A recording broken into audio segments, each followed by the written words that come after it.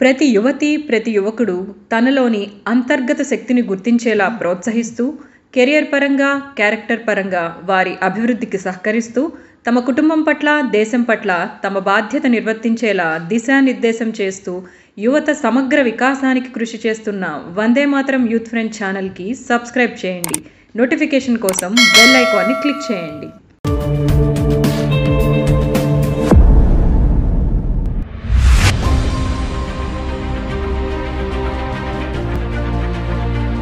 వందే మాతరం. ఉత్తరాఖండ్లోని ఉత్తరకాశీలో హిమాలయ పర్వతాల్లో హైవే కోసం తవ్వుతున్న సిల్కియారా టనల్లో 41 మంది మైనింగ్ వర్కర్లు ఇరుక్కున్న విషయం, తిరిగి వారు కాపాడబడ్డ విషయం మనందరికీ తెలిసిందే.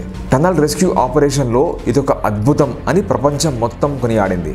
41 మందిలో ఏ ఒక్కరికి కూడా ఎటువంటి దెబ్బ తగలడం కానీ, ప్రాణాపాయం కానీ లేకుండా అందరినీ కాపాడడం ఒక అసాధారణమైన విషయం.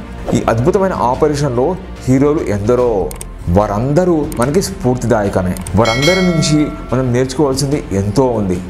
ఇక వివరాల్లోకి వెళ్తే, నవంబర్ 12న ఉత్తరకాశీలోని సిల్కియారా టనల్లో మైనింగ్ వర్కర్లు తమ టనల్ మైనింగ్ పని కొనసాగిస్తూ ఉండగా, వారికి ఆ టనల్ ద్వారానికి మధ్య ఉన్న ప్రాంతంలో ఒక్క ఉదుడున భారీగా శిథిలాలు విరిగి పడిపోయి ఆ ద్వారానికి వెళ్లే దారి మూసుకుపోయింది. లోపల వైపు వారికి 2-3 కిలోమీటర్ల ఖాళీ ప్రాంతం ఉంది, కానీ బయటకు మాత్రం దారి లేదు. ద్వారానికి వాళ్ళు ఇరుక్కున్న ప్రాంతానికి ఉన్న దూరం 60 మీటర్లు మాత్రమే. కానీ వారిని కాపాడాలంటే ఆ 60 మీటర్ల ప్రాంతంలో ఉన్న శిథిలాలను తవ్వాలి. చాలా హార్డ్గా ఉండే కొండరాళ్ళు, కాంక్రీటు, ఇంకా మెటల్తో కూడిన శిథిలాలు అవి. ఇప్పుడు వారిని కాపాడాలంటే ఆ 60 మీటర్లు కూడా హారిజాంటల్గా తవ్వవలసిన అవసరం ఉంది. అయితే అది ఎంతో రిస్క్తో కూడుకున్న చర్య. ఎందుకంటే ఏమాత్రం తేడా వచ్చినా వర్కర్లు ఏ ప్రాంతంలో అయితే ఇరుక్కుని ఉన్నారో ఆ ప్రాంతంలో సైతం పైనుంచి వారి పైన టనల్ ఉన్న భాగం విరిగి వాళ్ళ మీద పడిపోయి వారు ప్రాణాలు కోల్పోయే అవకాశం ఎంతైనా ఉంది. కాబట్టి రెస్క్యూ టీం వారు ఏం చేశారంటే, ముందుగా ఆగర్ మెషిన్ ద్వారా డ్రిల్ చేసి ఒక సన్నని పైపు వేసి దాని ద్వారా వర్కర్లకు ఆహారము, పానీయము సరఫరా చేయడం మొదలుపెట్టారు. ఆ తర్వాత మరొక పైపు వేసి దానికి ఒక ఎండోస్కోపిక్ కెమెరా అమర్చారు. దాని ద్వారా వారు వర్కర్లు ఉన్న పరిస్థితులు గమనించడానికి అవకాశం ఏర్పడింది. కొంత దూరం వరకు తవ్విన తర్వాత ఒక ఆగర్ మెషిన్ ఫెయిల్ అయిపోతే మరొక మెషిన్ తెప్పించారు. అమెరికా నుంచి తెప్పించిన ఆ ఆగర్ మెషిన్ ఎంతో శక్తివంతమైనది. అయినప్పటికీ అది కొండరాలను మాత్రమే తవ్వగలదు. కానీ ఆ శిథిలాల్లో మెటల్ కూడా ఉండడం వలన ఆగర్ మెషిన్ బ్లేడ్లు విరిగిపోయాయి. అది కూడా మైనింగ్ వర్కర్లు ఇరుక్కున్న ప్రాంతానికి కేవలం 10 మీటర్ల దూరంలో. ఇక ఆగర్ మెషిన్ ఎందుకు పనికి రాకుండా పోయింది? అప్పుడు రెస్క్యూ టీం వారు ఒక వినూత్నమైన ఆలోచన చేసి ర్యాట్ హోల్ మైనింగ్ ఆపరేషన్లో సిద్ధహస్తులైన వర్కర్లను పిలిపించడం జరిగింది. భూమిలో కొండ ప్రాంతంలో 1 మీటరు వెడల్పు ఉన్న సొరంగాలు తవ్వడంలో వారు ఆరితేరిన వారు. వారు తీవ్రంగా శ్రమించి ఎంతో పట్టుదలతో ఆ 10 మీటర్ల దూరాన్ని కేవలం 24 గంటల్లో డ్రిల్లింగ్ చేశారు.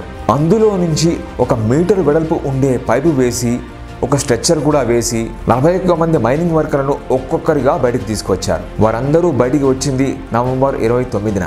అంటే 17 రోజుల పాటు వారు ఆ టనల్లోనే ఇరుక్కుపోయారు. ఇక ఈ అద్భుతమైన రెస్క్యూ ఆపరేషన్లో ఉన్న హీరోల గురించి తెలుసుకుందామా? 17 రోజుల పాటు ఒక టనల్లో ఇరుక్కుపోయి మళ్ళీ బతుకుతామో లేదో అనే సందిగ్ధావస్థలో జీవించడం అనేది అత్యంత క్లిష్టమైన పరిస్థితి. ఈ విధంగా గడిపే ప్రతి క్షణం కూడా ఎంత భయంకరంగా ఉంటుందో మనం తేలిగ్గా ఊహించవచ్చు. కానీ 17 రోజుల పాటు ఆ 41 మంది ఆశని, ధైర్యాన్ని కోల్పోకుండా చేయడంలో కీలక పాత్ర వహించింది గబ్బర్ సింగ్ నేగి అనే ఫోర్మ్యాన్ మరియు సబా అహ్మద్ అనే వర్కర్.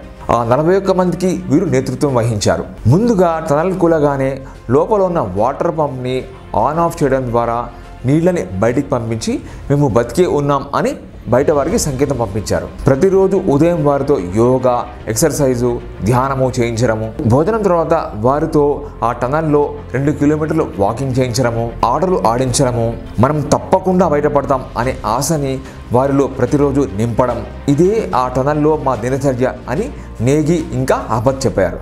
నేగి మాట్లాడుతూ ఇంతకుముందు 2011లో సిక్కింలో పనిచేసే సమయంలో ఇలాంటి పరిస్థితుల్లో తాను ఇరుక్కుపోయానని, కాబట్టి ఈ పరిస్థితిని ఎలా ఎదుర్కోవాలో తనకి అవగాహన ఉందని తెలియజేశారు. ప్రధానమంత్రి నరేంద్ర మోడీ సైతం వారిని ఎంతో అభినందించారు. ఒక పల్లెటూరికి సంబంధించిన సాధారణ వ్యక్తుల్లో ఇంత గొప్ప నాయకత్వ లక్షణాలు ఉండడం అద్భుతమని ఆయన కొనియాడారు.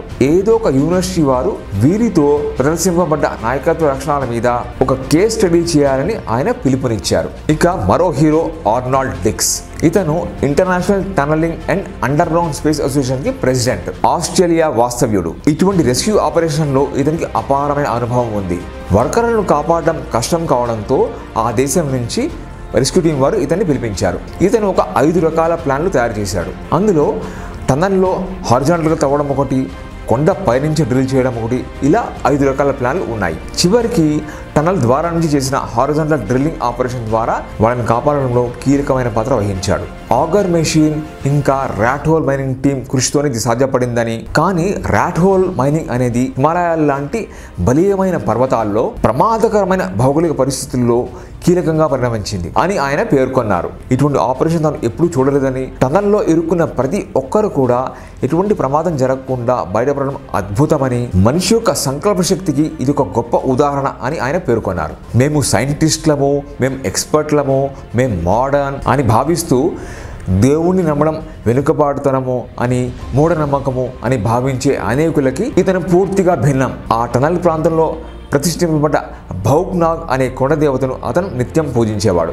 అక్కడ సాధన చేస్తున్న ఒక యోగితో కలిసి అతను కూడా కొంత సాధన చేశాడు. రెస్క్యూ ఆపరేషన్ ముగిసిన తర్వాత కూడా ఆయన ఆ దేవతకి చిత్తశుద్ధితో కృతజ్ఞతలు తెలుపుకున్నాడు. ప్రతి కొండలో, రాయిలో, రప్పలో, మట్టిలో, నీటిలో, చెట్టులో, చేమలో, పక్షిలో, జంతువులో, మనిషిలో భగవంతుడిని చూసి ఆరాధించే అద్భుతమైన సంస్కృతి మన భారతీయ సంస్కృతి. ఆ సంస్కృతిని మనవారు ఎందరో మర్చిపోతున్న తరుణంలో ఒక విదేశీయుడని ఇతను మాత్రం మన సంస్కృతిని బాగా జీర్ణించుకుని ఆచరించడం మనందరికీ స్ఫూర్తే కదా. ఈ రెస్క్యూ ఆపరేషన్కి ఆగర్ మెషిన్ని, ర్యాట్ హోల్ మైనింగ్ టీమ్ని సరఫరా చేసిన ట్రెంచ్లెస్ ఇంజనీరింగ్ సర్వీసెస్ అధినేత హేమంత్ గుప్తా కూడా ఈ ఆపరేషన్లో కీలక పాత్ర వహించారు. అత్యంత శక్తివంతమైన మెషిన్లు కూడా డ్రిల్లింగ్ చేయలేక మొరాయించిన పరిస్థితిలో 24 గంటల పాటు ఏమాత్రం విరామం లేకుండా కృషి చేసి స్వహస్తాలతో చిన్న టూల్స్ ద్వారా అతి కఠినమైన శిథిరాలను ఛేదించి ఇరుక్కుపోయిన 41 మంది మైనింగ్ వర్కర్లను కాపాడడంలో వీరు కీలక పాత్ర వహించారు. తోటి మనుషులని ఎలాగైనా కాపాడాలి అన్న వారి ప్రేమకి, పని ఎలాగైనా పూర్తి చేయాలి అన్న వారి మొక్కవని దీక్షకి మనం ఎంత అభినందించినా తక్కువే. అదేవిధంగా ఉత్తరాఖండ్ సీఎం అయిన Pushkar Dhami, union minister VK Singh, టనల్ని నిర్మిస్తున్న నవయుగ ఇంజనీరింగ్ కంపెనీ వారు ఈ ఆపరేషన్లో కీలకమైన పాత్ర వహించారు. మన ప్రధానమంత్రి నరేంద్ర మోడీ సైతం ఈ ఆపరేషన్లో ఎంతో కీలకమైన పాత్ర వహించారు. పరిస్థితి యొక్క తీవ్రత ఆయనకు తెలియగానే నవంబర్ 17న ఆయన తన మాజీ సలహాదారు అయిన భాస్కర్ కుల్బేకి వర్తమానం పంపించి ఆయనని అత్యవసరంగా పిలిపించారు. ఈ ఆపరేషన్ కోఆర్డినేషన్ బాధ్యత ఆయనకి అప్పగించారు. నవంబర్ 18న భాస్కర్ కుల్బే ఆ సైట్కి చేరుకొని ఈ రెస్క్యూ ఆపరేషన్లో పాల్గొంటున్న ఎన్డీఆర్ఎఫ్ మరియు అనేక ఇతర సంస్థలకి మధ్య కోఆర్డినేషన్ స్థాపించారు. ఈ విధంగా అహర్నిశలో మన దేశం కోసం పరితపించే మన ప్రధానమంత్రి, ఉత్తరాఖండ్ ముఖ్యమంత్రి పుష్కర్ ధామ్ మరియు ఇతర మంత్రులతో కలిసి ఈ ఆపరేషన్ విజయవంతం అవడంలో తనదైన పాత్ర వహించారు. లోపల ఇరుక్కున్న వర్కర్లందరూ బయటికి రాగానే ప్రధానమంత్రి మోడీ గారు వారందరినీ టెలికాన్ఫరెన్స్ ద్వారా పరామర్శించారు. రెస్క్యూ టీం మొత్తానికి అభినందనలు తెలిపారు. అదేవిధంగా లోపల ఇరుక్కుపోయిన టీంకి నాయకత్వం వహించిన నేగి ప్రధానమంత్రికి ధన్యవాదాలు తెలిపారు. మీరు మా ప్రాణాలు కాపాడుతారు అని మాకు పూర్తి నమ్మకం ఉంది. ఎందుకంటే ఎక్కడో విదేశాల్లో ఇరుక్కుపోయిన ఎంతో మందిని మీరు కాపాడారు అనే విషయం మాకు తెలుసు అని ఆయన అన్నారు. ఈ రెస్క్యూ టీంలో పాల్గొన్న ప్రతి వారికి కూడా ఈ వర్కర్లు పేరు పేరున కృతజ్ఞతలు తెలిపారు. ఇది ఒక అద్భుతమైన ఆపరేషన్ అని, భారతీయ నైపుణ్యతకు, సృజనాత్మకతకు ఇది అద్దం పడుతుందని అనేక దేశాలు కీర్తించాయి.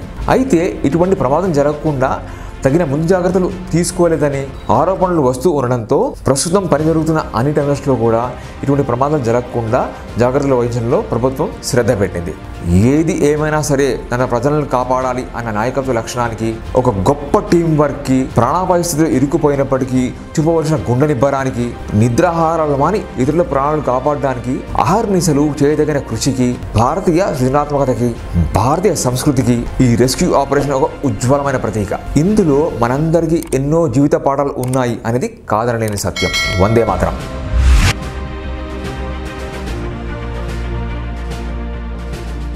మీకు నచ్చినట్లయితే ఈ వీడియోని లైక్ చేయండి, షేర్ చేయండి, కామెంట్ల ద్వారా మీ అమూల్యమైన అభిప్రాయాన్ని తెలియచేయండి. మరిన్ని వీడియోల కోసం మా ఛానల్ని సబ్స్క్రైబ్ చేయండి. నోటిఫికేషన్ కోసం బెల్ ఐకాన్ని క్లిక్ చేయండి.